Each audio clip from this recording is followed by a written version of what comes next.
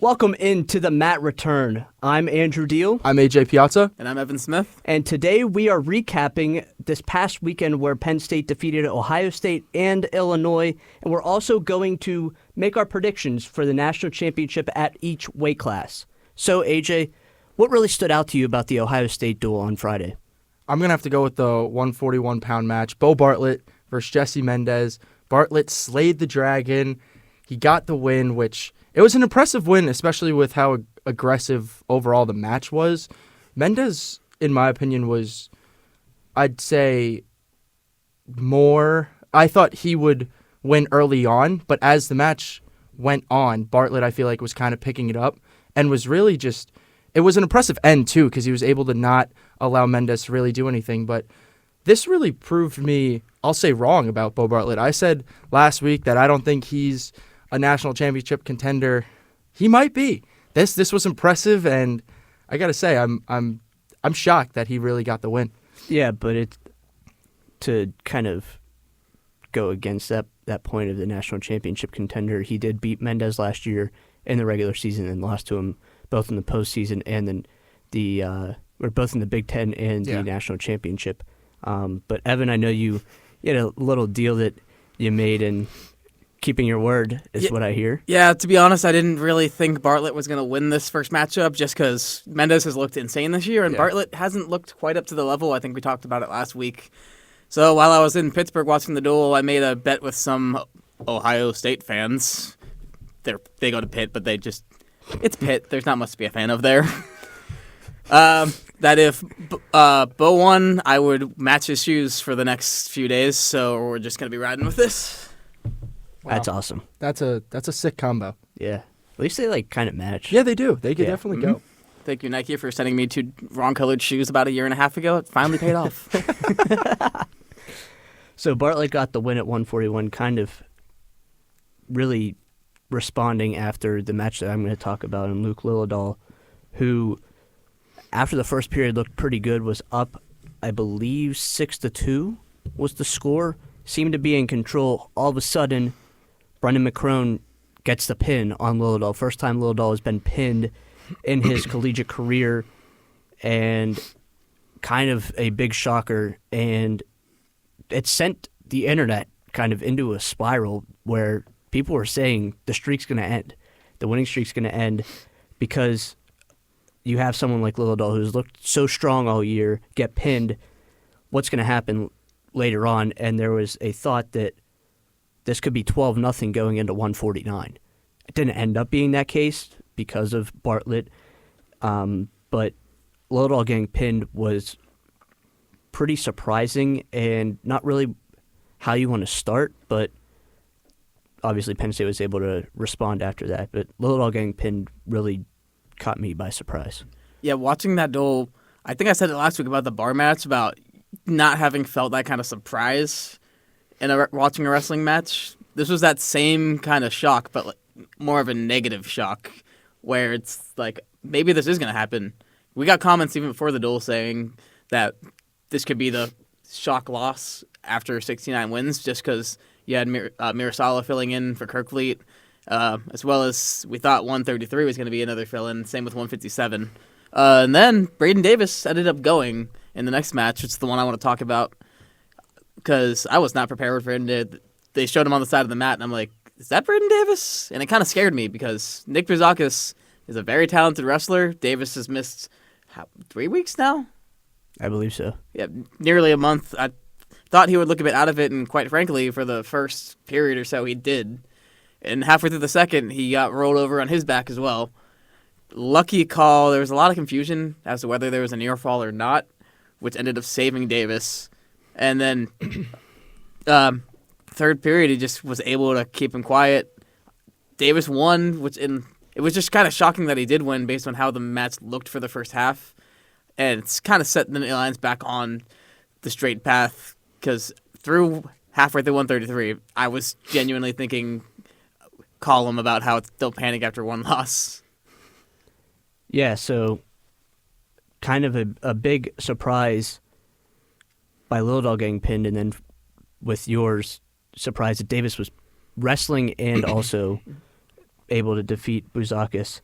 And Penn State ended up winning that duel 27-13. The only losses were Lillidahl, 125. Joe Seeley, freshman, making his debut at 157 for the injured Tyler Kasak. And Cole Mirasola at heavyweight just looked outmatched in that heavyweight match against Nick Feldman at the heavyweight class because Kirkfleet was under the weather. Yeah, with both of those two, I think that no one should panic. It's their first first match, and then they obviously wrestled again against Illinois. But they don't. The other wrestlers they're going against have so much experience that once they are wrestling more consistently in dual meets, I think you could see some different results.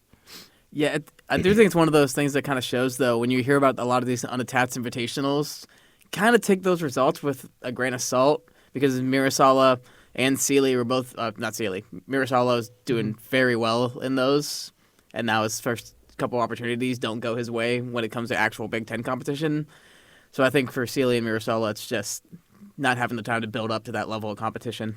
Yeah, AJ, I remember you saying before leading up to this match that Seeley wasn't going to go because he was just getting back from an injury. And who was expected, like the thought to be going at 157?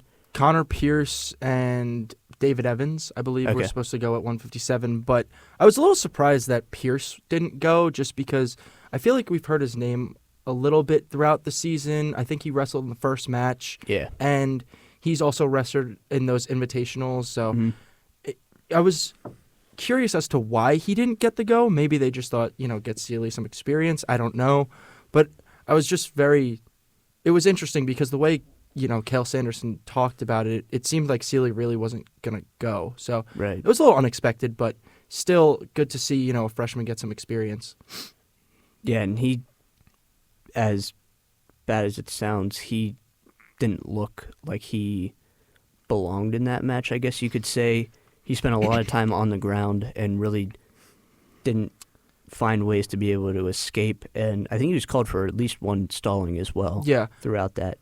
But I feel like with that, you could argue that for both Seeley and Mirasola because I feel like Mirasola spent a lot of time on the ground as well. Now, again, the competition they're going up against, it's not necessarily easy opponents, but, that's just some of the inexperience, I think, that as they wrestle more, that'll change. Well, and the other thing, Mirasola didn't look like a heavyweight. Yeah. Like, he looked undersized compared to Feldman and also his opponent against Illinois.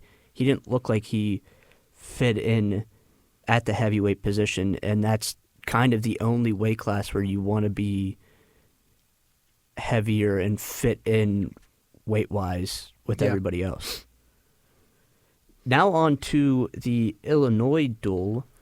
Penn State went to Illinois on Sunday, stayed on the road, and won once again, breaking the Big Ten record for most wins, most consecutive dual wins.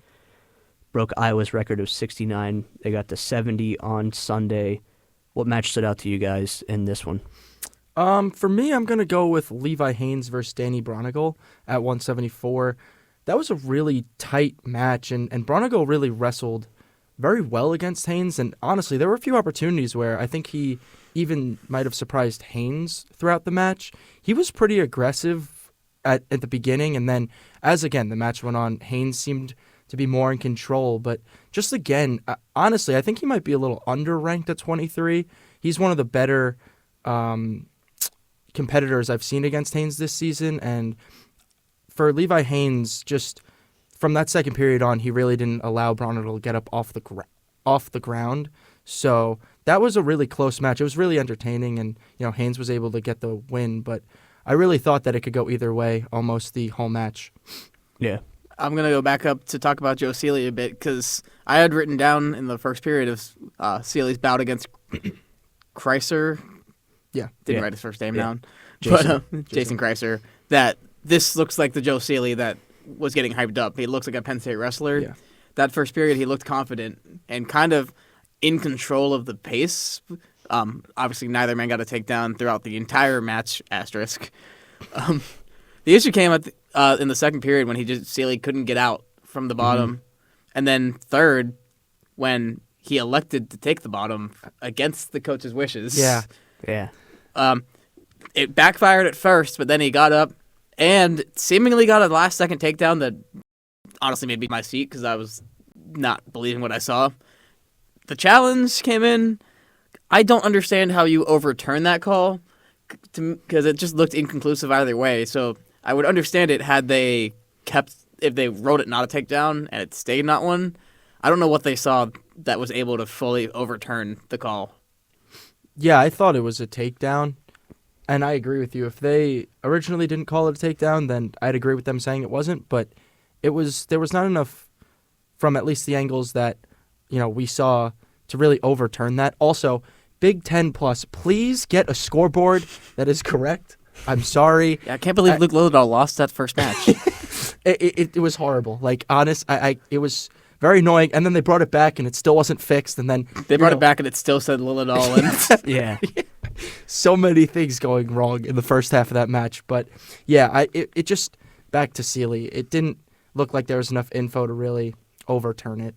Yeah, and even to go further with that, like the announcers were very convinced it was a takedown. Yeah. They're like, this is going to stand. This is going to be confirmed.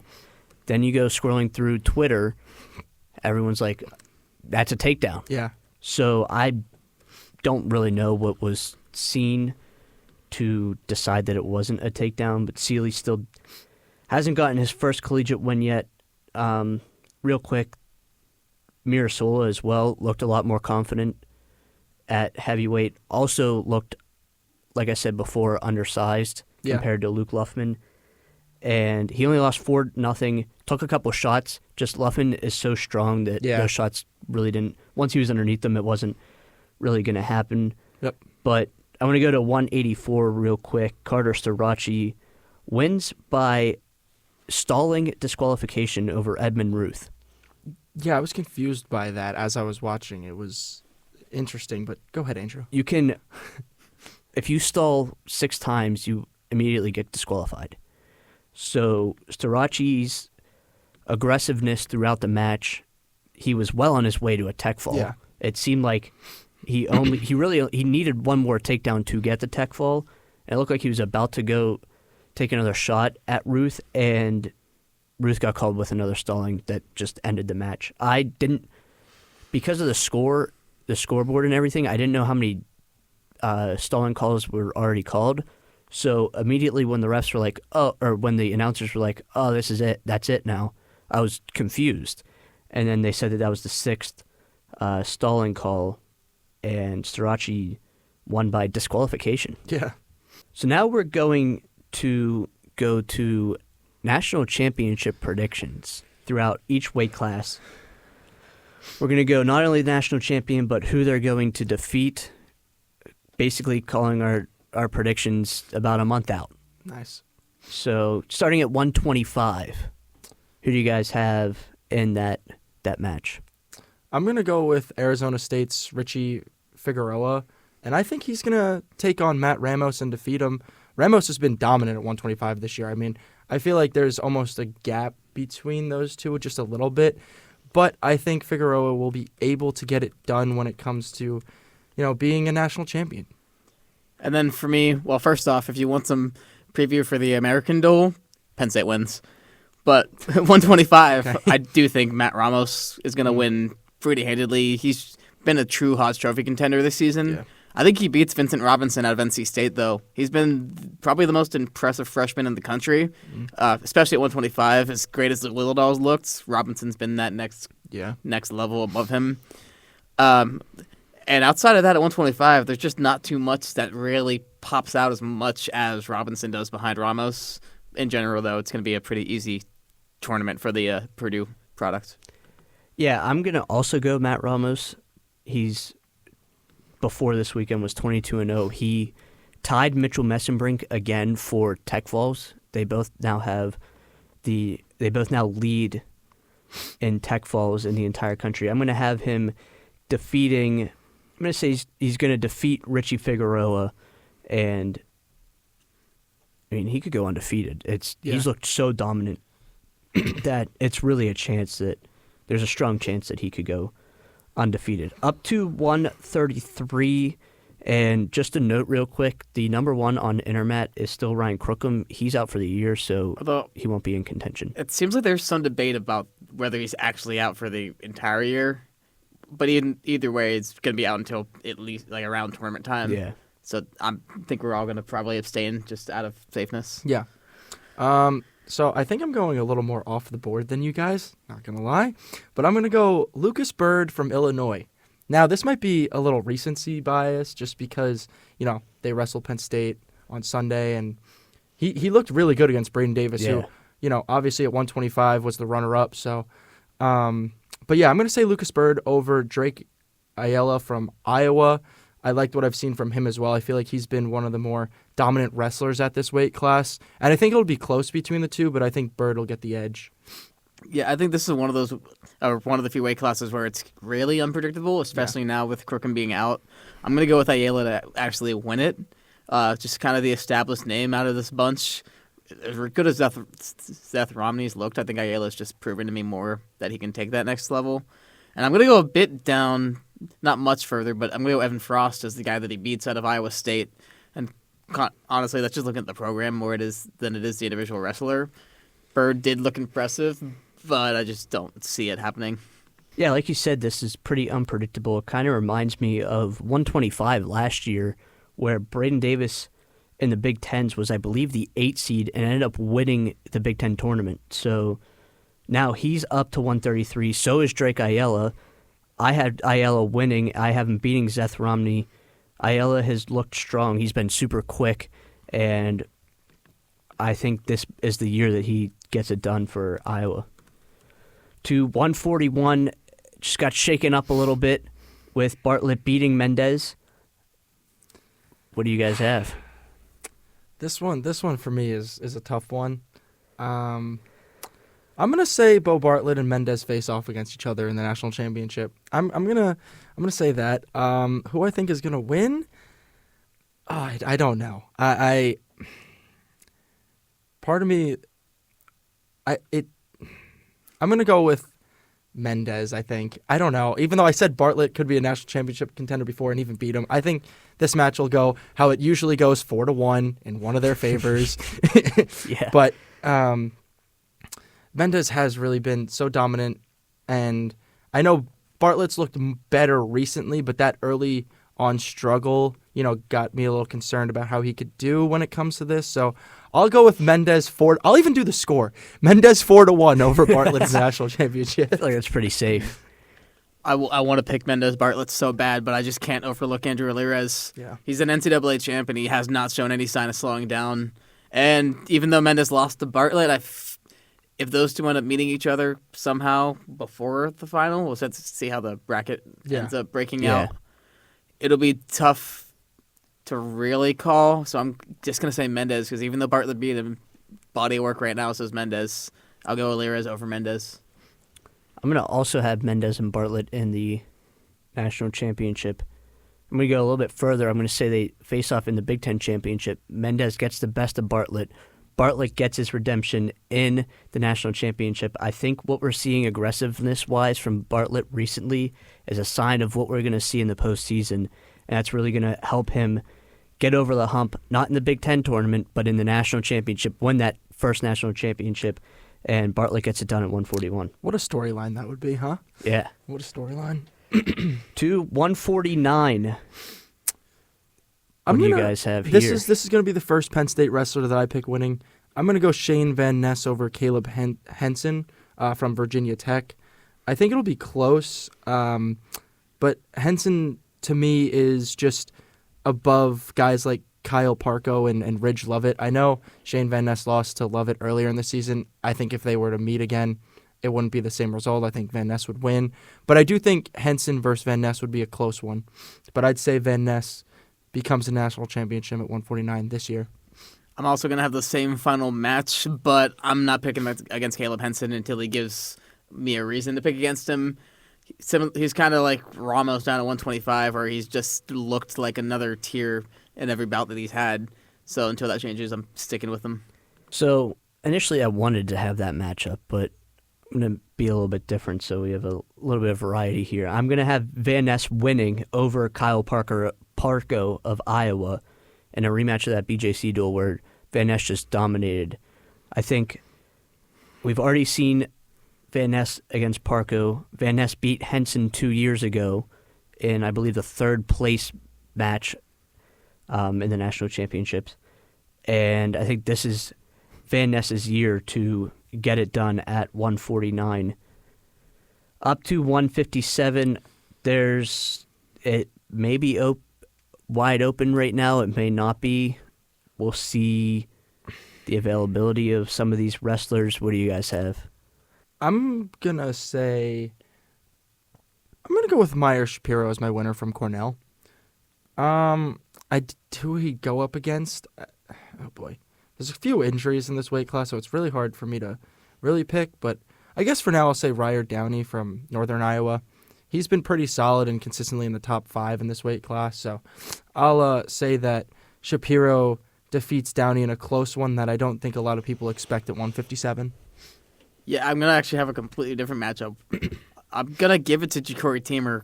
He lost to Kazak, but he also came out of an injury into that match. I think as he gets close to the tournament season, he'll be able to build back up to be what he was, which was the consensus number 1 for a time period at this weight class. And I'm going to have him beating Ethan Miller out of Maryland. He's just looked really good this year, and that Kazak match, even though it didn't end the way a lot of people wanted, it showed that Miller can play the strategy game, which you kind of need to do when you're from one of these lesser programs. And he's 19-0. He's looked fantastic. I'm going to ride the hot hand right now.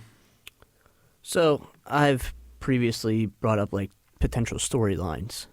Wouldn't it be really cool to see Tyler Kasak defeat Ethan Miller in the national championship, get that revenge after he had to leave the match against him and get his first loss? I guess you could say an asterisk next to that loss. So that's actually exactly what I'm going to do. Tyler Kasak defeats Ethan Miller in the national championship and wins it at 157. For me, that's now 2 Penn State wrestlers winning the national championship. Yeah, 160. You're a big fan of the storylines, aren't you? Yeah, it's cool to kind of come up with those in your head. Seems fun. 165 might be the most, how do I want to word this? It's not really wide open. Top 1 heavy? Yeah. Yes. Evan, I'm going to not take what you want. I think I know where you're leaning. So I'm going to go with a different matchup here. I'm picking Mitchell Messenbrink as my winner. I don't think anyone is even close to his level in this weight class right now. But I'd have to say that he defeats Peyton Hall, who he hasn't wrestled yet this season. But he actually did at the duels at Rec Hall to start the season. Thanks. How'd that go for him? Well, pretty good for Messenbrink. Sick. So I'm going to say Messenbrink over Hall, who he has faced this season, apparently. And I don't think it'll be close. Yeah, if I remember correctly, it wasn't that close. I think whoever he versus... I don't think it was. I don't even think I don't think it matters who he versus. I think it's not going to be close regardless. Now, if I remember correctly, it wasn't supposed to be Hall. It might have been Caliendo, but Hall had to fill in because... Yeah, I think that might have been... Yeah. I'm going to go with the matchup that's just going to be so fun if it happens. I want Mr. Messenbrink versus Taro Bearclaw. Yeah. Penn State versus former Penn Stater. You can build a storyline out of that, even though there's probably not actually one there. And then Mitchell Messenbrink wins because, duh. I'm going to go kind of basic here. I'm going to go Messenbrink against Mikey Caliendo. And if it's anything like the BJC duel, once again, not close. Yeah. Messenbrink is just in an entirely different tier than the rest of these guys. Complete dominance, and he's the heavy favorite to win this weight class. Probably the favorite right now to win the Hodge Trophy. Really nowhere else you can go but Messenbrink. 174 will be pretty fun. Very top heavy, but there's a bunch of different wrestlers that really have a shot. So I'm interested to hear what you guys think. I'm going to go with an Oklahoma State wrestler here. I'm going to go with Dean Hamidi. Hamidi, thanks. Yeah. Thanks. And I'm going to say that he faces Keegan O'Toole. I'm going to say he wins in a close margin, but 2 undefeated wrestlers right now. I think O'Toole is definitely the favorite at the moment. Especially against Haynes, he looks solid. I know those two went at it at the All-Star Classic as well. But, yeah, I think Hamidi will win just by a tad. I had Hamidi in my head, but a lot of times when you look at who's considered the top wrestlers in a weight class, where there's smoke, there's fire. Keegan O'Toole is the consensus number 1 defending national champion. He's going to be there, and him and Haynes took him to sudden victory. Really close match. I think they're going to face off again. I'm still going to give it to Keegan O'Toole though. I'm interested to see how Keegan O'Toole wrestles the rest of the way because he was out all of January, and I haven't seen yet if he has wrestled since January. But I'm gonna have. Who is your matchup, Evan? O'Toole versus Haynes. I'm gonna go the same O'Toole against Haynes. You know what? Sudden victory again, and O'Toole gets him again at 174. 184. Yeah, this one's pretty easy for me to pick. I'm going to go with a matchup we've seen already. I'm going to go Strachey versus Kakaisen. I think it'll be close, and I think Strachey will win, but it'll be another close match like it was kind of earlier in the year. I don't think you really can pick a different matchup there, because if you look behind Kakaisen, Dustin Plott, in his, at least this year, I think it's his entire career, has only lost to Parker Kakaisen. Yeah. It's 2 times this year and a couple times last year, if I remember as well. The one guy who scares me, though, is Max McAnally down to Minnesota. As a freshman, he's looked like a Kakaisen Strachey level wrestler, but I'm not betting against the top 2. They called it the Clash of the Titans for a reason, and Kakaisen could pull it off, but I'm not betting against Carter Strachey. I so badly wanted to have Strachey against Arnold, but Gabe Arnold womp, womp. hasn't looked great recently, has dropped a few matches, which leads me back to it's going to be a sweep. I think the other guy's better. Strachey. It's going to be Strachey over Kakaisen, and yeah, you just don't bet against Carter Strachey. He makes history being the only ever 5-time national champion. Can you say book it? Sure, why not? 197 is weird, I guess you could say. Yeah. This was a tough one, but I'm going to copy your strategy, Andrew. I'm going to go with the storyline here. One, I think AJ Ferrari's a fraud. Just going to say it. Just going to put it out there. So he's not in it. I'm going to go with Josh Barr versus Stephen Buchanan. Barr lost in such a close way at the BJC duel. I'm going to say Barr wins his first national championship at 197 against Buchanan in a very close way, like a 4-1 score. I came up with this idea to do this 3 or 4 weeks ago. Yeah. And since then, I've been head set on AJ Ferrari is going to be my pick at 197. And then last weekend, he had a chance to face a top 10 wrestler for the first time, and he scratched. So, bye, AJ Ferrari. If only out of spite, not picking you anymore. I'm going to give the win to Stephen Buchanan. I'll say over Josh Barr, because honestly, Ferrari's been the only guy outside of that top 3 who's kind of impressed me more than Josh Barr, and Josh Barr hasn't scratched any top 10 matchups yet, so Buchanan over Barr.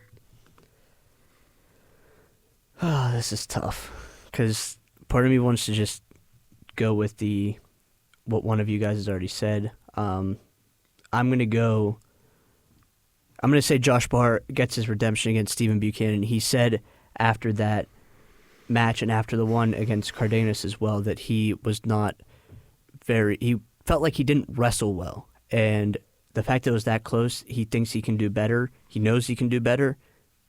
He gets it done on the biggest stage. And the final weight class, heavyweight, there's a couple undefeateds. Is this thing even close? I think you asked the wrong person that question, because I'm going off the board. Well, I'm assuming you guys think it's a 2-person board. I think it's 3. I think there's 3. Okay, then I'm not going off the board, but it's a lot of discussion's been around Stevenson Kirkvliet. I think if anyone can beat Gable, I didn't want to say it, but he just still looks like on another level. He looks great for somebody in his 30s. Joking. But how to clarify. Honestly, I think Wyatt Hendrickson can take down Greg Kerkvliet. And I'm going to take the risk. I'll say finals Hendrickson over Gable Stevenson. Wow. I'm going to... Oh, man. See, this was a tough one because I'd really be interested to see Kerkvliet versus Hendrickson. That's what I'm really looking forward to. I'm going to say Stevenson defeats Hendrickson. I just think Stevenson he's on a different level, and he's just there's no reason for me not to pick him. All right, so I want to take you guys back about 3-4 years. I get to remember this morning. Yeah, dude, what's going on here? Gable Stevenson was the best wrestler at 285. Mm-hmm. Was dominant, kind of looked like how he was now. Basically seemed like he was going to run through everybody. And then a Penn Stater by the name of Anthony Kesar came along and defeated him. Talk about storylines. Okay. Greg Kerkvliet gets it done. Defeats Gable, maybe not in the Big Tens, but national championship in Philly. Going to be a heavy Penn State crowd in Philly. Definitely. And Greg Kerkvliet shocks the entire country, defeating Gable Stevenson. See, you're talking about this like it's the fake wrestling, which, granted, Gable Stevenson was not good at, so I guess in that context, it'd be pretty easy to see him lose. It's a lot of talk about storylines out of you. See, that's something I could see happening. It's just, it's a tough one. It is a tough one because I think all three of these guys are really good, and obviously, someone's got to stop Stevenson, right? Like, someone has to. Maybe not. Somebody doesn't have to. Well, he could. He could run through everybody. How likely is that? But yeah, I could see that happening. But just for right now, there's nothing that can steer me away from picking Stevenson right now. That makes sense. He's probably, actually, I'd say he is the closest to don't bet against him, like we said with Carter Sirachi. Yeah. I am going to bet against him in this case and go with Kerkvliet. When Greg win, he had on his shirt in the opening media, and Greg's going to win. Yeah, nice reference to my Twitter post there. Appreciate it. You're welcome. Thanks for the plug. That'll do it for this week's edition of The Matt Return. I'm Andrew Deal. I'm AJ Piazza. And I'm Evan Smith. And check out the Collegian newsletter, and see you next week. Speeding off.